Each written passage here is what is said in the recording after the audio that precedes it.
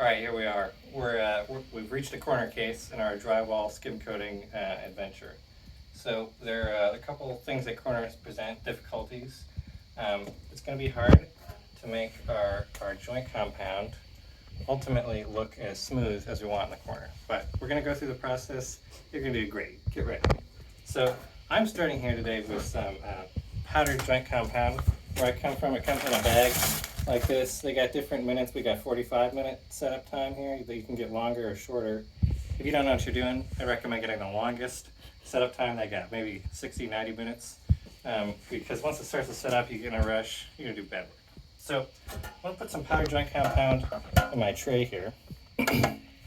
Now, if you don't have powdered joint compound, you're working out of a bucket with the premix stuff. That's fine. You're going to do the same thing I'm doing, but you're going to have to use more coats because if you build up a bunch of the premix stuff, it's going to crack on you. It's going to shrink a little bit as it dries. The powder stuff doesn't do that. So if you can get your hands on some powdered joint compound, I recommend it. It's going to make your life easier. More of a mess. It's going to get in your carpet. You're going to be sad about that, but the quality of the job is better. I'm going to add a little bit of water and mix until it's something like toothpaste. And you know, if a little bit of it's more wet than the other, it's not gonna be the end of the world. It's pretty tolerant stuff. If it's a little too wet, it'll still work. A little too dry, it'll be fine. I don't want chunks. If I've got old chunks in the bottom of my tray, they're gonna mess up my work. So I cleaned out my tray before I began. I always made it a little wetter because I'm pretty bad at just letting it dry by going slow. But I guess it's thinner. Is that what's up? Yeah, I like it to be pretty thin. I'll show you. I get a mix what it looks like. This is, I would call this more of a bread dough consistency, and that's too thick. I'm gonna go higher than that.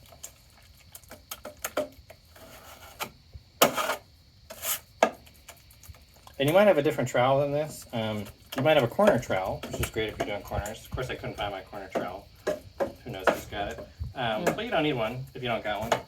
They don't help a ton. They probably help the professional more than the beginner is how I would put it. I think if you're just starting out, I wouldn't worry about whether you got a corner trowel.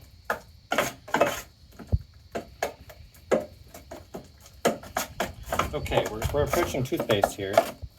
It's still got some lumps in it, so I'm gonna mix it a little longer. If I was working with like 20-minute mix, at this point I'd be rushing, but because my mix is setting up in 45 minutes, I'm not in a hurry. Just trying to get all those little chunks mixed in. I wish someone told me about the time differences. I didn't know this. Yeah, especially if you're in a hot, humid environment, it's gonna set up in about half the time. That 20-minute stuff starts to feel like you gotta work like a speed demon, so watch out. They also sell it, I should mention they sell, sometimes they sell like a lightweight, medium weight, heavyweight, gentle purpose. There's a lot of kinds of joint compound out there. If you go to the paint store, they'll sell you a spackle. It's kind of all the same, but I typically use a lightweight powdered 45-minute joint compound. That's kind of my general go-to. What's the paint store stuff called? Spackle. Oh, spackle, yeah. Yeah, and you can use them kind of interchangeable. Spackle's harder to sand, and you're going to need to do a lot of sanding in the corner, so I wouldn't recommend spackle, not necessarily, but you can do it. Okay, so my joint compound is mixed and ready. Now, ideally, you've prepped your wall. I didn't prep my wall at all. This is just a quick demo here, but I've wiped it down, so I'm not trying to brush in a bunch of dust and dirt and crap, and it's like, you know, clean and dry and ready to go. So hopefully you've already done that. Another thing you should do. Clean, dry, right, okay. Another thing you should do, yeah, prep-wise, if you have anything that's protruding in your corner, I don't have too much protruding. I'm going to pull this tape off in a second, but like if you got something that looks like this is an old nail or screw hole, I don't know. Maybe you got whatever crap poking out. If your wall's old, you might have a lot going on. I'm going to just scuff that back. I have a little scuffing pad. You might have just a piece of sandpaper, or you might have, this is like a paint scraper. Any of these things can work, but what I don't want is a big chunky guy. I'll just show you what's going to happen. You've probably tried it already and you realize how poorly this goes. If you try to go over that with your spatula, you're going to get this line. You're never going to get rid of that line if you got a protrusion. It's going to fight you forever. So I was able to just scrape it off with my knife, but you can bring a sander in and just just try to sand that back. If you go through the paint, go through the drywall cardboard, don't worry about it. We want to get everything below flush with the wall. That way our joint compound is going to fill in all our holes. And then I can just kind of get nice and flat and perfect. Like so. So you might have stuff like that going on in your corner. I don't have so much of that going on in my corner, but that's just kind of FYI. Okay, cool. So now corner case. If your tape in your corner looks good, if your corner doesn't look like this, then you can skip this step. If your corner looks, because it's old and maybe your drywall's moving around on you a little bit, you should make sure it feels firm. If it doesn't feel firm, I don't know, you might need to take some additional steps, like add some more tape or put some more screws in. I'm just gonna rip this whole tape off because it's bad. It's falling off my wall. I don't need it. It's not helping me. And I'm gonna replace it with new tape. This is the old school paper tape. They had it for a long time. This is a newer fiberglass grid tape. It does the same thing. It's just gonna hold these two pieces of drywall together, make it so that once they're firmed up in the joint compound, they're not gonna be able to move and crack that joint. So tape is important. If your joint's cracked, you definitely wanna run a piece of tape in there. And I'm gonna just cut it with my trowel here, like so. And this stuff's got a little self-adhesive backing. It's a little bit glue on one side, so I can just push it in. Yours may not have that, and then you can just run some joint compound and then push it into that, and then it'll do the same thing. I'm not going to do the whole joint here because it's just a demo. So I got my joint compound. I'm going to press it into the corner. First step. I'm going to try to push it into that crack as much as I can. It's going to go through my tape.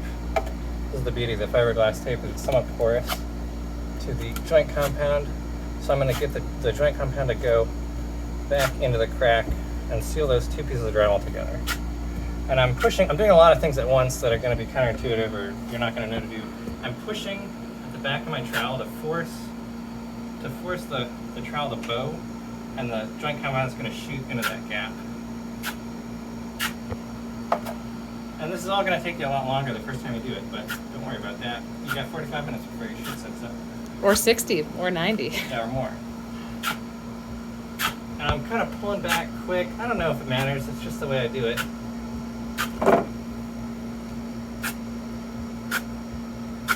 And I'll give you some tips. So I think a thing that's easy to do when you're a beginner is get real worried about these lines here. I'll tell you, these lines are no big deal.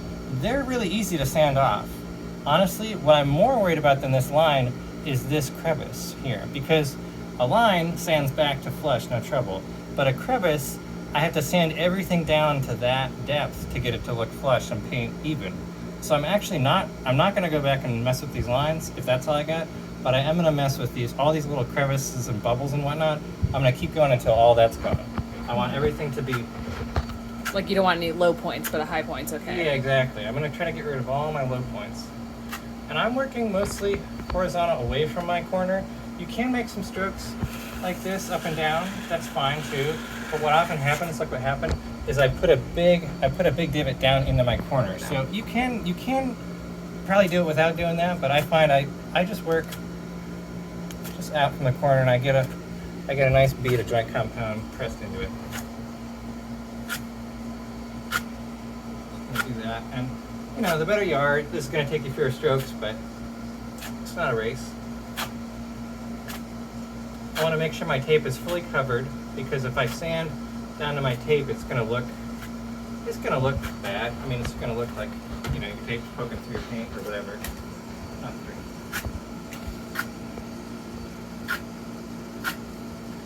And you pretty much always figure on doing 2 coats. Maybe if you're real good, you get away with 1, or if your corner's not that bad to begin with, you get away with 1, but I find like anything, it's better to just do what you can do with the first coat. I know you're going to come back and fix any little mistakes. I got a chunk.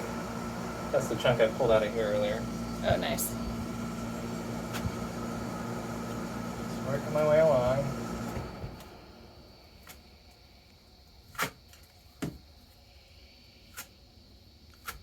And if you got a million corners to do, it's going to take you a long time. There's no 2 ways about that. Don't be looking for some quick way to get out of it. There's no quick way to do corners that I've ever seen.